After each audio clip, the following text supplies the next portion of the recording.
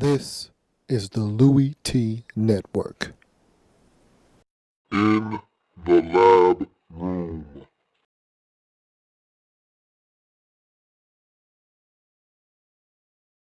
Welcome, you are in the lab room. I'm your host, Lou. Thank you for joining me. It is Wednesday here in the lab room. Man, I struggled into my Pick'em Weekly. Week 5 is in the books, and I'm ready to just move on to Week 6. But before I can, gotta go ahead and recap Week 5. 9-5, again, unacceptable. I was willing to take 10-4. I was excited about 10-4. I'm not going to lie. I was ready to come and brag and boast about my 10-4 because I had some picks in there that, maybe some other people might not have agreed with, but they came out for me. They panned out. I lost some games, and I felt good about my 10-4. And I was counting my eggs. I was counting those ducks before they hatched. And I paid for it because I was counting that Falcons game as a win. And as we know, the Jets ended up going into Atlanta and getting it done. So I ended up 9-5. And I had some ones that, look, I think I know who the Bears are now. And I think that game was more indicative of the Saints than the Bears. Look, this Saints team is really good. I doubted them on the road. They proved me wrong. Fine, I'll take that L, and I'll take it gladly. I understand that dynamic now. So that was one of my losses. You look at another loss that I had, and this one, kind of a little bit of a head scratcher. I didn't really know what I was getting myself into. I wanted to see what the Dolphins were going to do at home versus Baltimore. I thought that the Ravens were there for the taking, and the Dolphins simply didn't want to take it. And so they lost, and that one hit me. And I was a little disappointed because that one I thought was one of those ones that was unacceptable. I needed to get that one. The Dolphins needed to win that game, and they didn't. The Chargers losing to the Raiders. Look, kudos to the Raiders for showing up. Family business. They got it done. I got sucked into that whole Charger wave. They're playing good football. Defense isn't that bad. Offense had it on level 5. And, they had it in 5th gear. They went and Phillip Rivers over 400 yards against the Cowboys in that previous week. They win at home. Woodhead was phenomenal. All the receivers were contributing. Gates was just off the charts. I got sucked in. And what the Raiders did was they reminded me, they brought me back down to earth on the Chargers. Hey, remember, first year of Mike McCoy in San Diego, there's going to be some pitfalls. There's going to be some peaks and valleys. They hit that peak, and I got sucked in. And then a valley came courtesy of the Raiders. It happens. So they went up, they had to come down, and I took an L for it. So, okay, fine. That's okay. This was the one that really was like, oh, wow. They're bad. Giants didn't get it done against the Eagles. And I figured out they're bad. The Giants aren't a good football team. Case closed. Not much else to discuss. Not a good football team. And so, again, had to learn the hard way on that one. Eagles went in, got it done, minus Michael Vick for a half, still got it done. So, look, I had a rough week, but I was willing to take my 10 wins and run with it. I picked Indy to get it done against Seattle. I picked Arizona to get it done against Carolina. I felt good about those picks. Those made my day. So I felt really good about what I had accomplished. And then came Monday night, and it just threw everything out of whack. So I'll take my 9-5 and take my medicine. And I'm not happy about it, but you take those 9 victories, add them to the total. That puts me at 51 wins on the season. You take those 5 losses. That puts me at 25 losses on the season. So solid, but not great. Again, I'm very disappointed in my effort the last 2 weeks. I've got to be better. And not only was I not good in this week by my standards, I also did not hit on my survivor pick. My sole survivor pick of the week went down. I am now eliminated from my own survivor pool, which is embarrassing. And that to me was the most degrading part of this weekend. Forget about all the rest of the losses. Forget about me not winning the football pool. That sole survivor pool was supposed to be mine. That was my baby. That was supposed to be mine. I was supposed to win that. And for the Falcons to come out and lay an egg the way they did, I have no respect for the Atlanta Falcons now. I'm watching you, Atlanta. And as you suffer this year, I will be there every step of the way, rooting your failure on because you let me down in a monumental way. You dirty bastards. So that's my Pick'em Weekly for week 5. Now we can move on to week 6, which takes us to the sole survivor of week 6. So without any further ado, you know how this goes. It's fast-paced. It's in your face. It's the week 6 edition of In the Lab Room's Sole Survivor. Everyone can pick, but only one can win. Are you the Sole Survivor? Now, let's get to business. Here we go. So you start with Thursday Night Football. Chicago Bears, New York Giants. Bears are at home. Bears have been struggling. Giants haven't won a game this season. Look, as much as you want to pick the Bears and say, hey, the Giants stink, and I know the Giants stink. I just told you they stink. At some point, the Giants are going to win. Will it be week 6 versus the Bears on the road? You don't know. And the Bears, they haven't been world beaters. They're losers of 2 straight. Really? Do you want to go here? I don't. I'm not. So I'm moving on. So you look at the next game. Green Bay on the road versus the Super Bowl champion Baltimore Ravens. Look, Green Bay hasn't been that strong on the road. In fact, their 2 losses on the season, both on the road. Their 2 wins on the season, both at home. You look at the Baltimore Ravens, they're 3-2 on the season. Their 3 wins at home. Their 2 losses on the road. So you look at this game, somebody's owed has to go, or should I say, someone has to win this football game. Because you look at it from the Green Bay Packers perspective, they feel like, hey, we got to get a win on the road.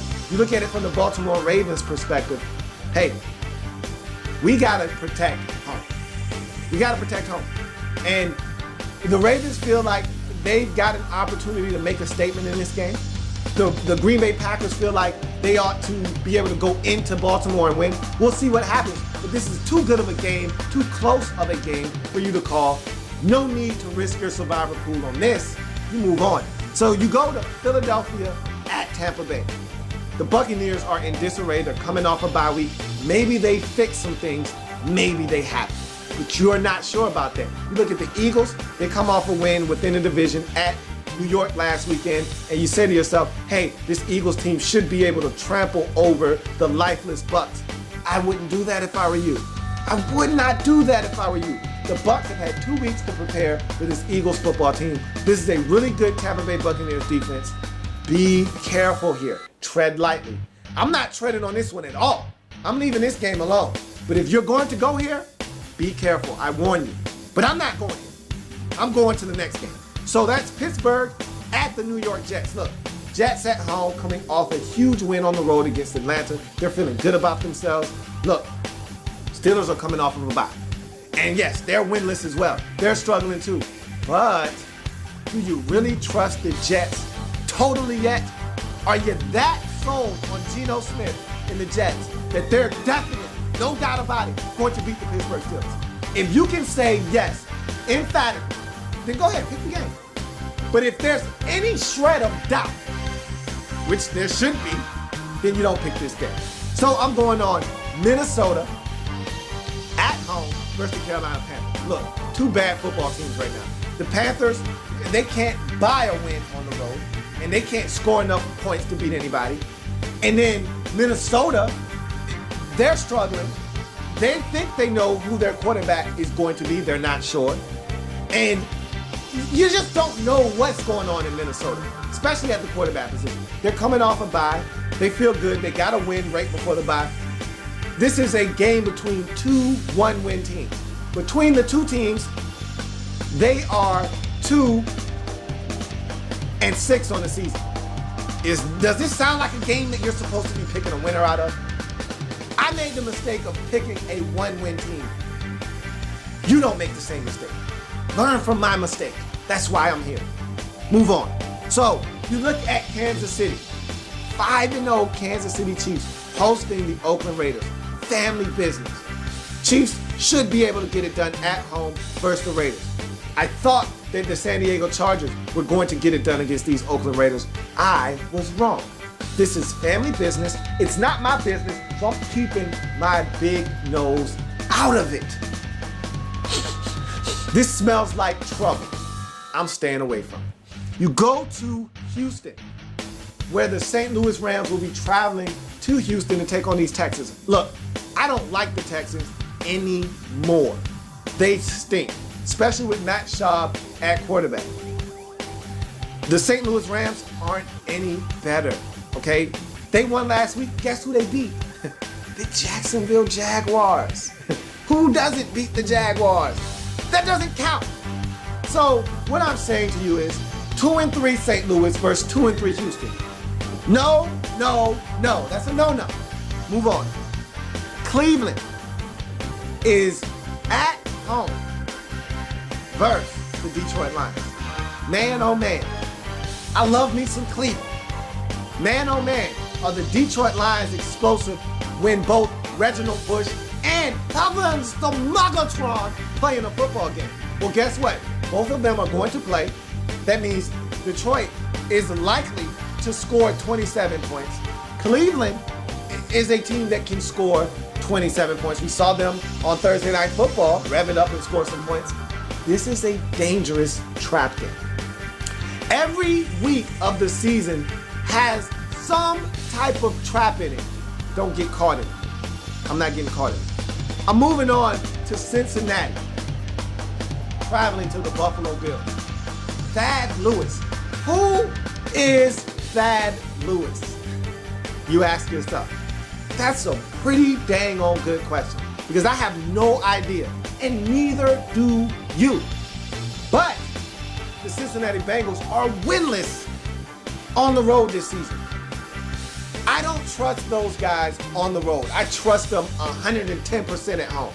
You put them on the road, and every ounce of trust that I have for this team goes out the window. I'm not messing with this game, even though Thad Lewis feels like an easy win for the Cincinnati Bengals on the road.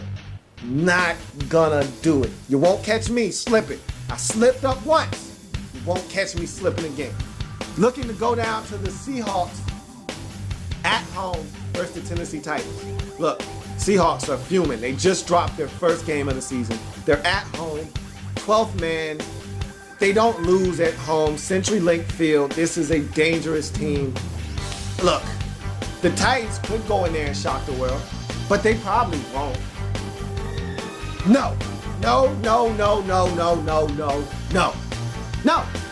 Not when there is a better option. Huh? And that better option is Denver hosting the Jacksonville Jaguars. Ding, ding, ding, ding, ding, ding, ding. Look, this is your sole survivor of the week. No doubt about it. This is as easy. This is a two-hand slam. I'm hanging on the rim. Don't you see me? I'm hanging on the rim. This is why losing last week was so painful. Because this week, it was easy. I could have picked this one in my sleep. And I don't have the opportunity to pick the Denver Broncos over the Jacksonville Jaguars. What a shame. But this one is a no-doubter, a no-brainer. A 3-year-old could pick this one.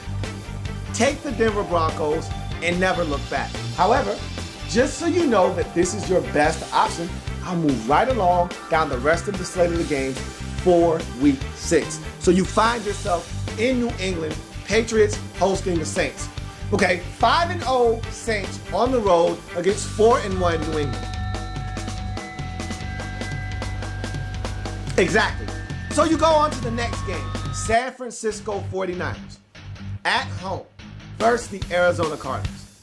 Look, the 49ers have done some serious damage in this division versus the bottom feeders. The Cardinals have not won in San Francisco in an eternity. I can't even tell you the last time they accomplished that. Don't look for them to get it done in this game, but however, you're not sure this 49ers team this year isn't all that dominant, okay? Sure, they beat the brakes off of Houston, but Houston's in a downward spiral right now. Forget about that.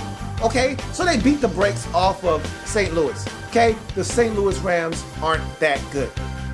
Just make sure you're careful here. If you want to go here, I'll tell you what. You want to go here, I'll sign off on it. Okay, I'll put my John Hancock on it and sign off on it. But I will caution you with this. This is family business. You better be careful. That's how you get yourself in trouble. But if you want me to sign off on it, I will, because the 49ers should be able to take care of business at home versus the Arizona Cardinals. But it's family business. You better be careful. This isn't my family business, so I'm not going near this one. So now you find yourself Sunday Night Football. Cowboys and Indians. Redskins and Cowboys. Cowboys at home after that very thrilling game against the Denver Broncos where they fell just short 51-48. They feel like, hey, we can do that to Denver. Why can't we dismantle the Redskins? And they very well may. But it's family business. And this is my family business. Hey, listen to me. I know about this. Hey, woo-hoo, over here. It's family business. It's Cowboys. It's Redskins. You throw the records out of the window. You don't know who's going to win this game. You just don't. And so if you're thinking about picking this game, you're making a monumental mistake. Really simple. Don't do it. And so you go to Monday Night Football. Chargers at home hosting Andrew Luck and the Indianapolis Colts. Look, the Chargers, they play good football at home. Chargers play solid football on the road. Indianapolis Colts aren't afraid to go anywhere and win. It's going to be a good game. You don't know what you're going to get. Who expected the Chargers to beat the Cowboys 2 weeks ago at home? You didn't. So who's to say they can't do that again? Which is why this isn't a good pick. So that takes me back to my original point. Jaguars traveling to Denver. They got no chance. That's what they got. They up against a machine too strong. What are they gonna do? What are they gonna do? Get blown out? And so, for week 6 of the 2013 NFL season, your sole survivor is going to be the Denver Broncos. The Denver Broncos are Sole survivor! exactly that. And so, touchdown! Let's tack on this quick extra point. And man, oh man, there's so many things going on in the National Football League right now. And one of the funniest things is that the NFL is trying to force teams into being on the Hard Knocks series. Look, I love that series. It's the best thing on television. After, of course, Scandal. Scandal! If you don't watch Scandal, you're missing out on some great TV programming. But look, sports-wise, it's the best thing smoking. Best reality television you'll find. Doesn't matter what genre, best reality television series, Hard Knocks, hands down. And so I'm glad to see that the NFL is going to make sure that that show stays on television. However, I don't know if I like the idea of forcing teams against their will to do it. But I get where they're coming from with this. You can't continue to ask the Cincinnati Bengals, the New York Jets, the Dallas Cowboys to do it every year. Someone else has to step up to the plate and volunteer. And at some point, teams are going to stop volunteering. You're not going to have a team lined up for the show. And then what are you going to do? You're going to tell HBO and NFL Films, nah, we're not going to do it this year. No, we want to see the show. The NFL knows that it's a great product. It brings them more attention. And so what the NFL is going to do is simply keep it going at all costs. You don't want to do it? Fine. The easiest way to ensure that you're not going to be selected randomly to do Hard Knocks is to A, go to the playoffs the year before, or at least once in the last 3 seasons, or 2, have a first-year head coach. teams with a first-year head coach don't have to participate in Hard Knocks. You get an exemption because you've got so many changes going on. You don't need to. You see, the Dolphins were up there 2 years ago. Joe Philbin, first-year head coach, but they decided to do that on their own. So it'll be interesting to see if they have to invoke this rule or not. If someone volunteers, all of this stuff I just talked about, moot point. But if no one volunteers, if no one raises their hand and says, hey, I'll do it, it's just like in 11th grade when your teacher randomly picks someone to read the next 2 pages in social studies class and you don't want to be the one to have to read. So you do your best to avoid eye contact. But one of your idiot classmates is going to look your teacher square in the eyes as she's scanning the room to find that next victim to read out loud to the rest of the class. Someone's going to look up and Roger Goodell is going to pick that team to host Hard Knocks.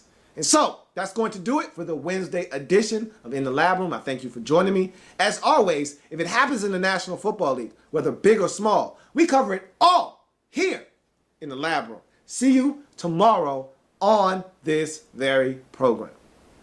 Like the content? Want more? Sub up. In the lab